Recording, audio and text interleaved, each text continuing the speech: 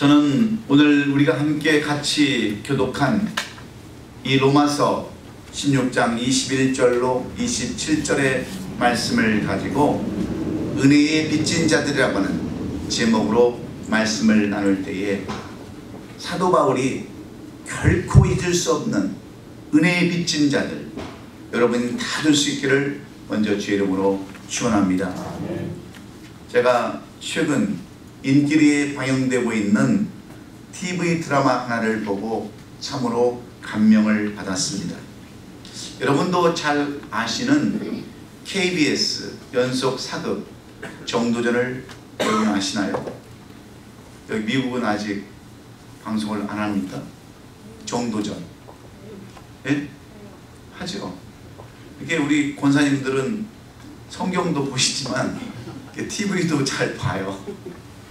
이 정도전이라고 하는 그 드라마를 보면서 저는 그 감명 깊게 느낀 것이 하나 있는데, 새롭게 된 사실 하나 알게 되었는데, 바로 포은, 정몽주에 관한 이야기입니다.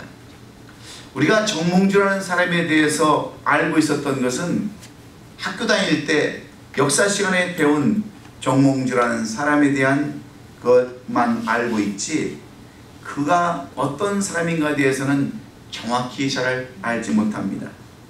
우리는 정몽주가 끝까지 혁명에 반대하다가 선주교에서 이성계의 아들이었던 이방원에 의해서 죽음을 당한 선비요 조선 역사의 충실로만 우리는 그렇게 알고 있습니다. 선하게 살다가 그저 죽임을 당했던 선비로만 우리는 이렇게 정몽주에 대해서 알고 있었습니다. 그런데 이 드라마를 보면 이 정몽주에 대해서 새로운 면을 우리가 발견하게 됩니다. 정몽주는 단순한 선비로서 비폭력적으로 저항하다가 살해한 사람이 아니었습니다. 이성계 일파의 혁명을 막기 위해서 나름대로 힘을 모았고, 그리고 모략도 꾸몄으며 자객을 보내서 이성계를 제거하려고 했던 그러한 사람이었음을 이 정도전에서 이야기하고 있습니다. 그래서 그가 살해당한 것은 치열한 혁명 싸움에서 일어난 사건이었다고 말하고 있기 때문입니다. 말없이 순종하다가 억울한 누명을 쓰고 죽은 사람이 아니라 나름대로의 그의 사상과 철학을 가지고 살았던 사람으로 이렇게 묘사해 놓고 있습니다.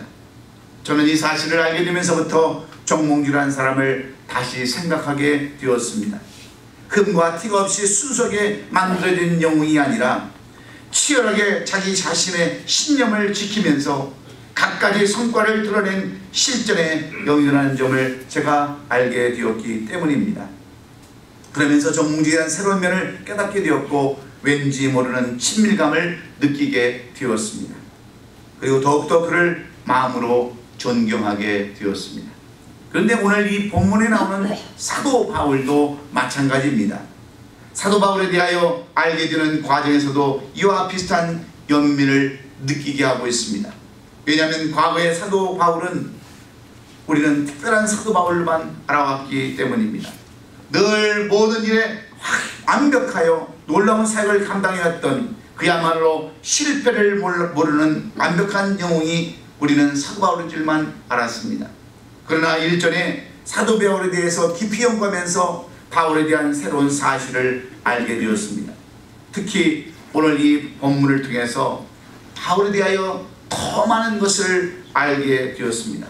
성공적인 사역을 마무리 지으며 로마 교회와 성도들에게 보내는 이 로마서 편지를 통해서 그가 어떻게 이렇게 하나님의 위대한 복음을 전할 수 있었던지, 그가 어떻게 그렇게 많은 교회들을 세울 수 있었는지, 그리고 신약성경 27권 중에서 13권이라고 하는 어마어마한 분량의 그러한 성경을 기록하게 되었는지, 우리는 이 모든 내용들을 이 본문이 취약하고 압축해서 우리에게 보여주고 있기 때문입니다. 그것은 다른 이유 때문이 아니라 이 복음 사역을 위해서 힘쓰고 헌신한 사람들, 성도들이 있었기 때문이라고 이 사도 바울은 힘주어 말하고 있습니다. 은혜에 비친 자들이 있었기 때문에 그는 마지막까지 최선을 다해서 그에게 주어진 사명을 감당할 수 있었더라고 이렇게 강조하고 있습니다. 우리가 고린도전서 2장 3절을 보면 사도 바울은 이렇게 고백하고 있습니다. 내가 너희 가운데 거할 때에 약하고 두려워하고 힘이 떨어노라고 자기 자신에 대해서 이렇게 고백하고 있습니다. 바울이 고린도에서 사역할 때 두려워했고 사역을 할 때에 자신감도 없었으며 어떻게 해야 할지 몰라서 두려워 떨었었다라고 이렇게 고백하고 있습니다. 제가 알고 있던 바울이 전혀 아닙니다. 다메섹 도상에서 예수님을 만나고 난 후 변화된 사도 바울의 그러한 모습이 아니었습니다. 그래서 더욱 관심이 갑니다. 도대체 바울은 왜 두려워서 떨었을까? 그리고 어떻게 그가 그 두려움을 극복하고 고린도 교회에서 성공적인 사역을 수행할 수 있었을까? 그 질문의 답을 찾으면서 오늘 본문 이 로마서 16장은 제게 큰 위로가 되었습니다. 그리고 그 큰 교훈을 얻게 주었습니다. 저는 이번 중국 신학교와 한국 몇 교회에 이렇게 다니면서 집회를 인도하면서 우리 성도들이 얼마나 귀하고 얼마나 중요한지 그리고 얼마나 감사한지를 다시 한번 생각하는 계기를 갖게 되었습니다. 왜냐하면 제가 이렇게 나와서 중국 신학교에 강의를 할 수 있었던 것도 다 우리 성도들 때문이고 또 한국교회 가서 우리 성도들을 간증하면서 집회를 할 수 있는 것도 우리 성도들이 있었기 때문인 줄로 믿습니다. 사랑하는 성도 여러분, 오늘 우리는 이 로마서의 마지막 장 마지막 절을 살펴보면서 사도 바울이 왜 이렇게 결론을 말하고 하는지, 왜 이렇게 비은혜에 비친 사람들 때문에 내가 이렇게 큰 일을 감당했다라고 고백하는지, 그 이유가 무엇인지를 살펴보면서 저는 은혜를 나누기 원합니다. 사도 바울은 이 글을 쓰게 된 이유와 목적을 로마서 15장 13절에서 이렇게 기록해 놓고 있습니다. 소망의 하나님이 모든 기쁨과 평강을 믿음 안에서 너에게 충만하게 하사 성령의 능력으로 소망이 넘치게 하시기를 원하노라. 이런 이유 때문에, 이런 목적 때문에 이 글을 썼다라고 로마서의 마지막 결론장인 15장에 가서 이렇게 말씀해 주고 있습니다. 사도 바울이 이 글을 쓰게 된 이유와 목적은 무엇보다도 하나님의 은혜 때문이었다라고 고백하고 있습니다. 하나님의 은혜로 예수 그리스도의 일꾼이 되었고 하나님을 자랑하는 복음 전도자가 되었으며 그 은혜를 헛되지 않게 한 신실한 종이 되었다라고 이렇게 사도 바울은 고백합니다. 그리고 그리스도의 축복인 복음의 복을 나누기 위해서 이 글을 썼다라고 사도 바울은 증거하고 있습니다. 주 안에서 교제를 위한 기도를 부탁하려고 이 글을 썼다고 밝히고 있습니다. 이렇게 로마서를 써야 했던 이유와 목적을 분명히 하면서 마지막 신약성서의 끝맺는 말, 즉 편지의 양식에 따라서 개별적인 인사말과 당부의 말을 이 로마서 16장에 구구절절 기록해 놓았습니다. 그러면서 15장의 본론이었던 하나님의 그 은혜 때문에 받았던 축복을 나누고 기도를 부탁했던 로마교회 성도들에게 지금의 사도 바울이 있었음을 고백하는 내용들이 이 16장의 말씀입니다. 이제껏 이루어왔던 모든 사역들이 자신의 혼자의 힘이 아니었다라고 이렇게 밝히고 있습니다. 자신의 뒤에는 이름을 다 밝힐 수 없는 수많은 동역자와 일꾼들이 있었음을 이렇게 증언하고 있습니다. 내가 나된 것은 나 때문이 아니라 내 뒤에서 이름도 없이 빛도 없이 수고하고 애쓴 수많은 동역자와 일꾼들이 있었다라고 그렇게 그 사역신의 사역에 대해서 마지막으로 로마서 16장에 이렇게 적어놓고 있습니다. 그래서 오늘 본문 16장을 시작하면서 1절부터 내가 겐그리아 교회의 일꾼으로 있는 우리 자매 베이비를 너에게 추천한다 하면서 사람들 한 사람 한 사람씩 소개하고 있습니다. 이런 사람은 이런 이유 때문에 쓰임을 받고 저런 사람은 저런 사람들 때문에 쓰임을 받았다라고 일일이 33명의 사람들을 소개하고 있습니다. 그리고 고린도전서에 나오는 그 베베, 고린도에 살고 있었던 그 그 떨어져 있던 겐글에 사는 베베를 소개하면서 무려 33명의 이름들을 열거하기 시작하는데, 그토록 위대한 하나님의 복음 사역할 수 있었으며 지혜자신 하나님의 은혜를 이 사람들 때문에 헛되지 않았다라고 이렇게 고백합니다. 사도 바울의 최고 비전인 땅끝까지 복음을 전할 수 있었던 그들을 동역자요, 또 보호자며 처음 익은 열매며 나와 함께 갇힌 자요, 사랑하는 자며 그리스도 안에서 인정함을 받은 자요, 주 안에서 많이 수고한 자요, 내 어머니요, 내 친척이요, 나와 온 교회 식구들이라고 이렇게 여러가지 표현들로 그 사람들 33명에 대해서 이렇게 기록해 놓고 있습니다.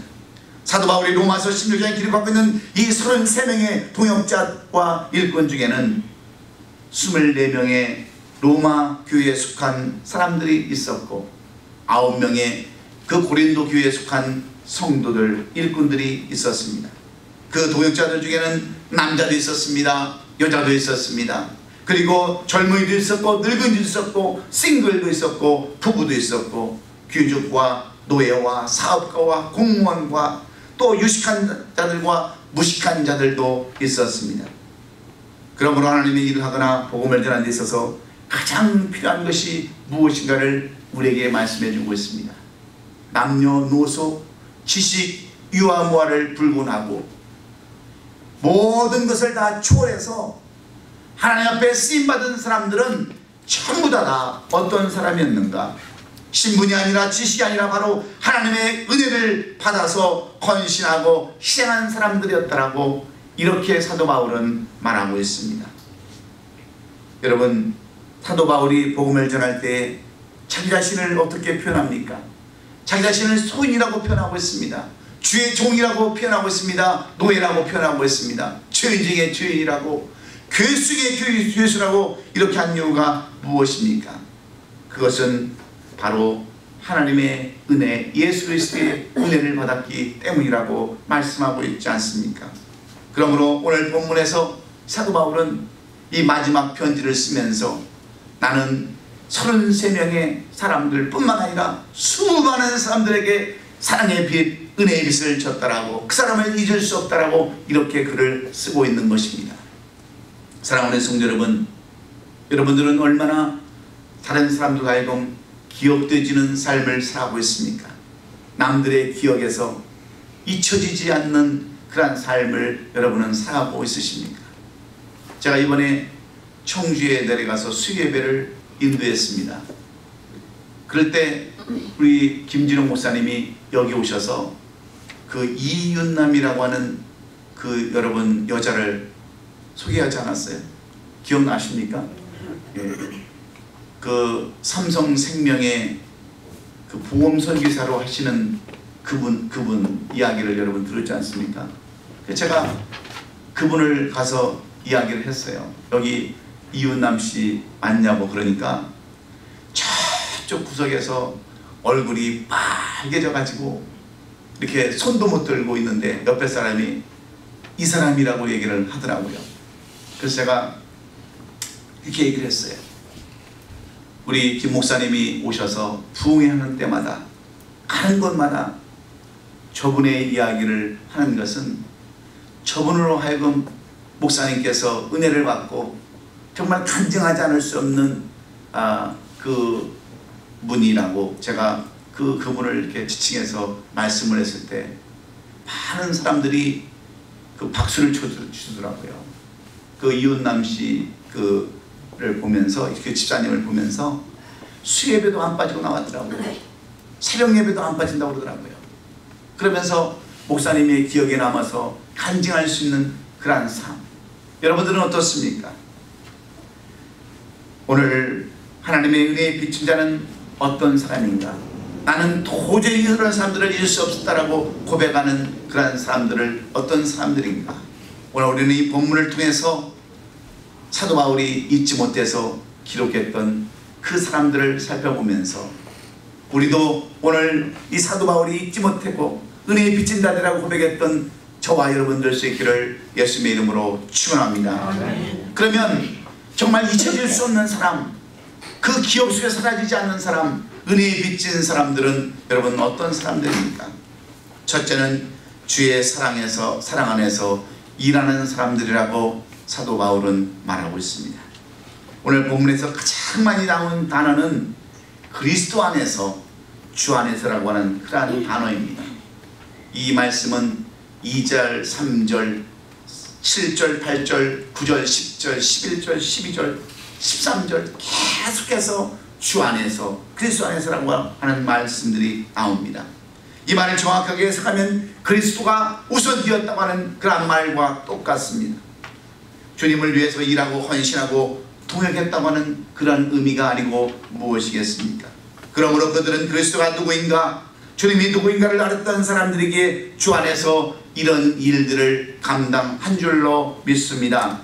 주 안에서, 그리스도 안에서 일했던 사람들은 한결같이 예수 그리스도를 만났고 체험했고 경험했던 사람들입니다.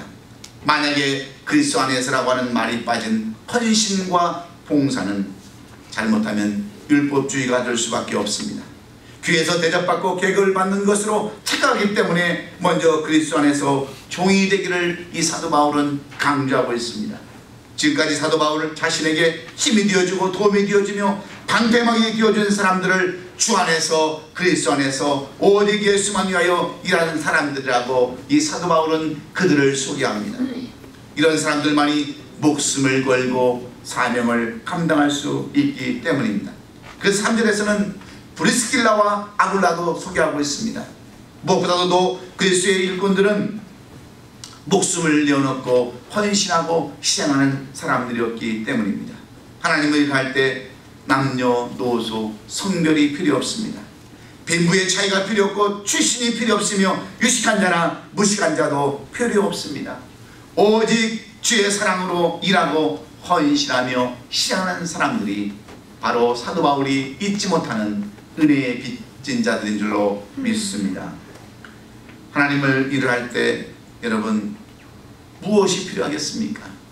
여러분 무엇이 가장 필요한 것입니까? 오직 주 안에서 사랑으로 일하는 사람들, 이것만이 필요한 줄로 믿습니다. 그래서 우리가 일을 할 때 용서가 필요하고 사랑이 필요한 겁니다.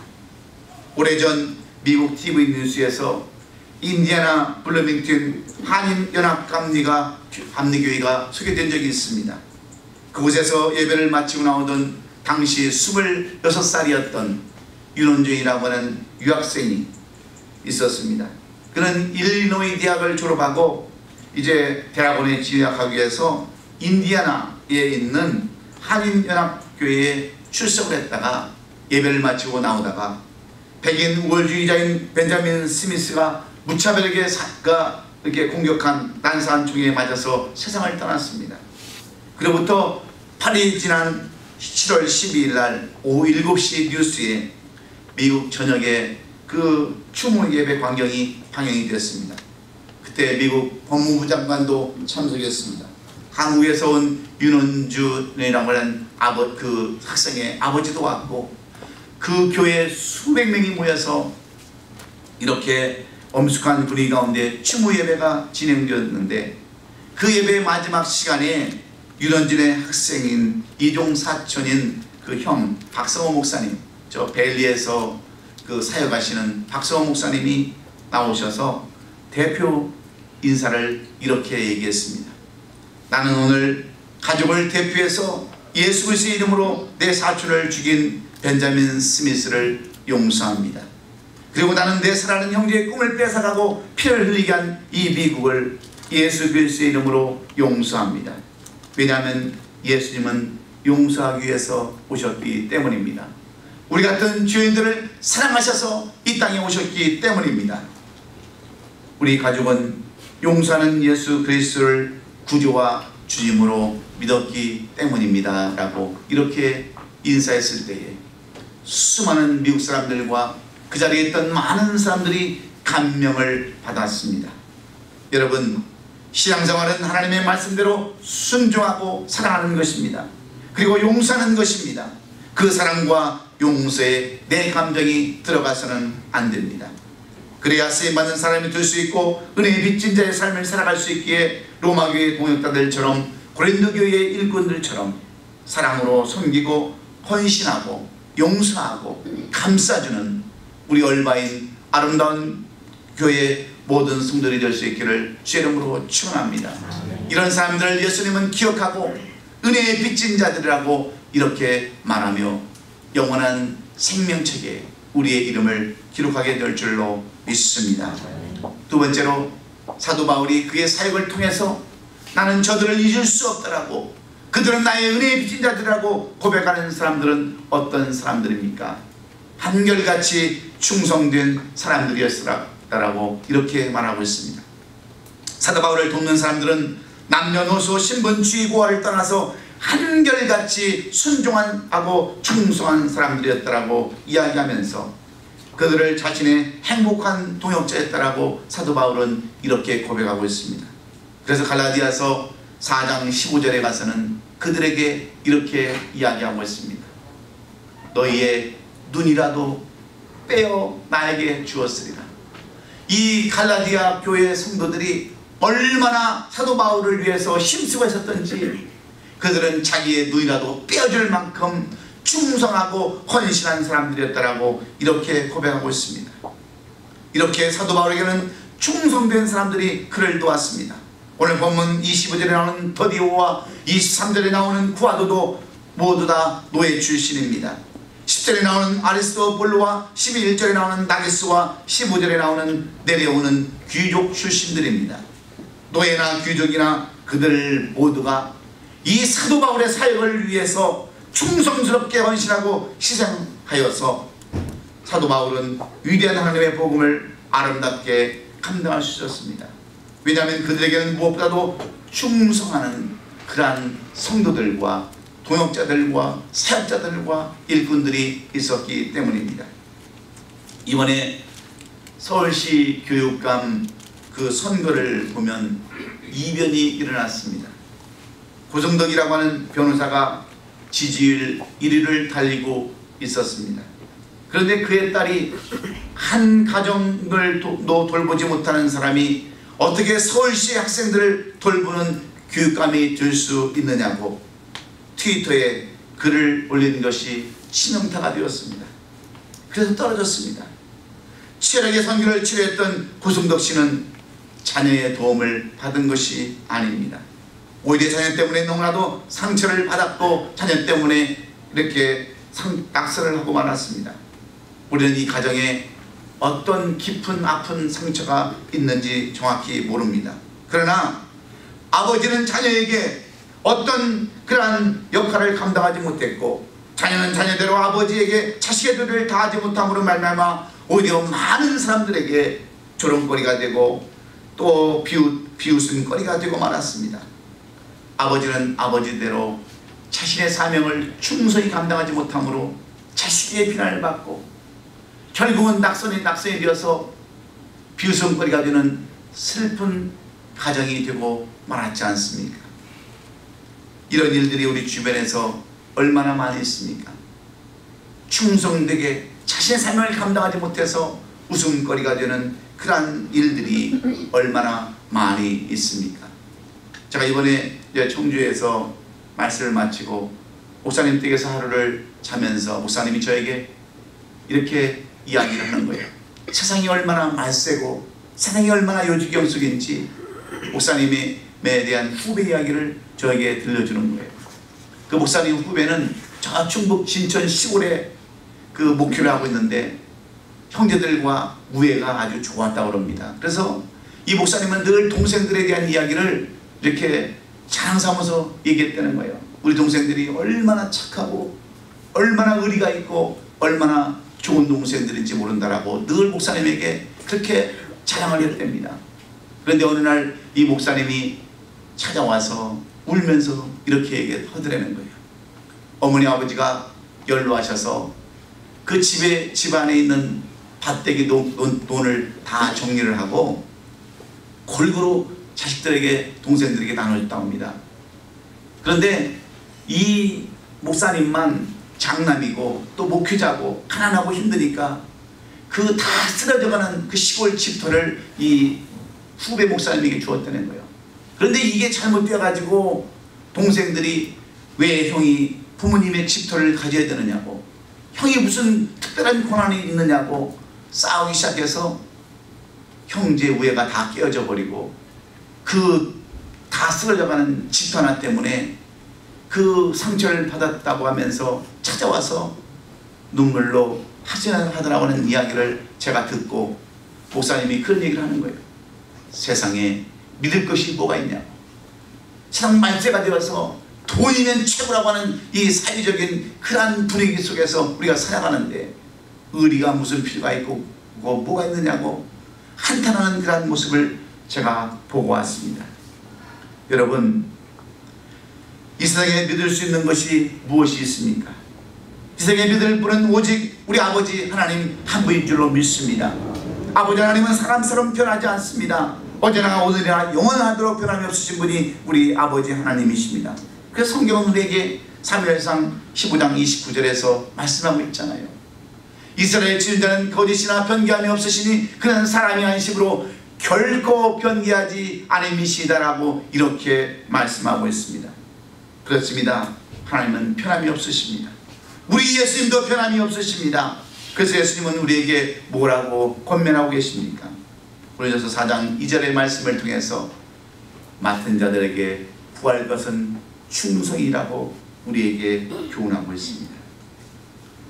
끝까지 참고 인내하는 것이 은혜에 빚진 자요 은혜 받을 자라고 이렇게 교훈하는 말씀을 통해서 여러분, 주의 종으로부터 인정받는, 그리고 정말 내가 은혜에 빚진 자라고 고백받을 수 있는 여러분이 될 수 있기를 간절히 소원합니다. 그러기 위해서 우리는 끝까지 충성하고 끝까지 헌신하는 저와 여러분 될 수 있기를 예수님의 이름으로 축원합니다. 마지막으로 사도 바울이 나는 저들 때문에 이렇게 위대한 일을 감당했다라고, 그래서 나는 마지막에 이 글을 쓸 수밖에 없다라고 고백하는 그러한 사람들, 은혜에 빚진 사람들은 어떤 사람들입니까? 서로 챙겨주고 챙겨주는 사랑과 교제의 사람들이라고 말씀합니다. 사도 바울은 로마서 16절에 나오는 33명의 동역자들과 일꾼들을 소개하면서 가장 많이 썼던 단어는 무난하라 하는 단어입니다. 이 구절은 매 구절마다 이렇게 무난하라고 권면합니다. 마치 초대교회 그리스도인들이 서로 입을 맞추며 서로 무난하고 사랑을 나눴듯이 사랑의 나누를 이런 사람들과 이렇게 나누라고 권면합니다. 주 안에서 피차 사랑의 교제가 없으면 여러분, 그 교회는 더 이상 교회가 아닙니다. 또한 그런 교회는 성장할 수 없습니다. 그러므로 성공적인 신앙의 열쇠는 무엇보다도 교제와 연합인 줄로 믿습니다. 그래서 교회 일꾼들은 생명을 걸고 교회 안에서 아름다운 교제, 따뜻한 교제, 사랑의 교제를 나눠야 되는 줄로 믿으면 아멘 하십시다. 아멘. 서로 챙겨주고 연합해야 되는 줄로 믿으시면 아멘 하십시다. 아멘. 사랑하는 성도 여러분, 교제 없이 어떻게 가난한 자와 부한 자가 하나 될 수 있습니까? 교제 없이 무식한 자와 유식한 자가 어찌 하나가 될 수 있겠으며 귀족과 노예가 어찌 하나가 될 수 있겠습니까? 사도 바울이 로마 교회의 성도들에게 오늘 본문 17절과 18절에서 이렇게 우리에게 권면해 줍니다. 형제들아, 내가 너희를 권하노니 너희가 배운 교훈을 거슬러 분쟁을 일으키거나 거칠한 자들을 살피고 그들에게서 떠나라. 이와 같은 자들은 우리 주 그리스도를 섬기지 아니하고 다만 자기들의 배만 섬기라니 교활한 말과 아첨하는 말로 순진한 자들의 마음을 미혹하느니라. 이렇게 이야기하고 있습니다. 여러분, 우리가 교회에서 큰일하고 위대한이라는 것보다 더 중요한 것이 있다고 하는 말씀입니다. 그것은 무엇보다도 예수님과의 교제를 잘하는 것입니다. 그리고 교회와 성도들 간의 아름다운 교제와 사랑을 나누는 것을 의미하고 있습니다. 서로 교제를 잘하는 것은 사랑의 마음과 넉넉한 마음, 배려와 용서의 마음을 갖는 것이기 때문입니다. 그렇지 않으면 온전한 교제와 연합은 기대할 수 없기 때문입니다. 마음속에 비판과 미움과 원망과 불신을 담아놓고 어떻게 아름다운 교제를 이루어 나갈 수 있겠습니까? 그런데 로마서 16장에 등장하는 33명의 동역자와 일꾼들은 다 같이 온전한 교제와 아름다운 사랑의 연합을 이루며 살았던 사람들입니다. 주 안에서 한 형제와 한 자매로 살았다, 그런 말입니다. 사랑하는 우리 성도 여러분, 그 어느 누구에게나 인정받고 사는 것처럼 아름다운 것은 없는 줄로 믿습니다. 인정해주는 사람의 신분과 지하부를 떠나서 인정만 받을 수 있다면 그 사람은 성공한 사람이나 마찬가지입니다. 남편은 나에게 인정받고 아내는 남편으로부터 인정을 받아야 합니다. 성도는 목사로부터 인정을 받아야 하고 목사는 성도로부터 인정을 받아야 그런 사람이 인생에 성공한 사람인 줄로 믿습니다. 하나님도 이런 사람을 기뻐 받으시는 인생이라는 것을 잊지 말아야 합니다. 한 가지 예만 마치고 말씀을 마치려고 합니다. 제가 이번에 중국에 가서 강의를 하는데 조선족 한 사람을 만났습니다. 이 사람은 북한에 가서 때로는 장사도 하는 사람입니다. 근데 이 사람이 하는 말이 지금은 북한 땅이 더 어렵다고 합니다. 농사를 지어도 농사가 안 된다고 이야기를 합니다. 가물어서 농사가 되지도 않지만 더 큰 문제는 그동안 농사를 지어 먹기만 했지 거름을 주지가 않아서 농토가 이미 황폐해졌기 때문에 무엇을 심어도 나지를 않는다고 합니다. 농사도 거름을 주어가면서 지어야 되는데 거름을 주지 않고 농사만 지어 먹다 보니까 더 이상 농토 역할을 못하게 되는 겁니다. 농사를 짓지 못해서 안타까워하는 저 북한 동포들의 심정을 여러분 한번 헤아려 보십시오. 애간장이 다 녹습니다. 비를 기다리는 마음은 하늘을 저절로 쳐다보게 합니다. 한숨이 저절로 나옵니다. 땅을 치면서 통곡을 합니다. 별을 심지 못하면 우리는 죽습니다는 그런 소리가 저절로 나올 수밖에 없습니다. 이것이 물이 없어서 메마르고 거름이 없어서 황폐한 땅을 가지고 있는 북한 동포들, 북한 주민들의 심정입니다. 그런데 여러분, 우리도 마찬가지 아닙니까? 우리 육신도 마찬가지 아닙니까? 사람이 먹으면서 일을 해야지, 건강관리하면서 일을 해야지, 그래야 다음 일을 계속할 수 있는데 여러분, 먹지도 않고 자지도 않고 그렇게 일만 하면 능력이 오르겠습니까? 이것은 우리의 신앙, 영적인 신앙도 마찬가지입니다. 기도도 안 하고 말씀도 안 보고 계속 우려먹기만 하면 결국에는 메마르고 황폐한 마음으로 신앙 파탄이 오고 결국은 교회를 떠나는 안타까운 지경에 이를 수밖에 없습니다. 그렇다면 여러분들은 어떻게 예수님의 기억에 기억되어지는 성도들이 되기를 원하십니까? 여러분들은 어떻게 주의 종의 기억에 여러분 영원히 기억되는 성도들이 되기를 원하십니까? 사도 바울이 나는 저들을 결단코 잊을 수 없다라고, 저들은 나에게 저의 은혜에 빚진 자들이라고 이렇게 이야기하는 성도들이 여러분 되기를 원하십니까? 예수 그리스도의 은혜에 빚진 사람들만이 인정받고 쓰임받을 수 있게 오늘 사도 바울이 여러분 말씀했던 것처럼 그리스도에서 인정받는 동역자들에게 무난하게 그 문안이 저는 여러분에게도 있기를 주의 이름으로 축원합니다. 주의 종의 기억 속에 영원히 살아서 끝까지 죽을 때까지 잊혀지지 않는 은혜에 빚진 자들, 여러분들이 그런 사람이 되기를 원한다면 먼저 주 안에서, 주의 사랑 안에서 일하시는 저와 여러분 될 수 있기를 주의 이름으로 축원합니다. 주 안에서 한결같이 충성하는 저와 여러분 될 수 있기를 예수님의 이름으로 축원합니다. 주 안에서 서로 챙겨주고는 교제와 연합하는 성도들이 되어서 주님 앞에 섰을 때에 잘했다고 칭찬 듣는 우리 얼바인 아름다운 교회 성도들, 제가 어느 곳에 가서든지 우리 장로님들, 권사님들, 집사님들 그렇게 간증할 수 있는, 나는 이들을 결단코 잊을 수 없었다라고 고백할 수 있는 여러분들이 되신다면 여러분들은 진정 신앙에 성공한 사람들이요, 인생에 성공한 사람들인 줄로 믿으시고 주 안에서 사랑하는, 주 안에서 일하는, 그리고 한결같이 충성하는, 서로 챙겨주고 교제하는 우리 아름다운 얼바인 모든 교회 성도들이 될 수 있기를 예수님의 이름으로 축원합니다. 축원합니다. 기도하겠습니다.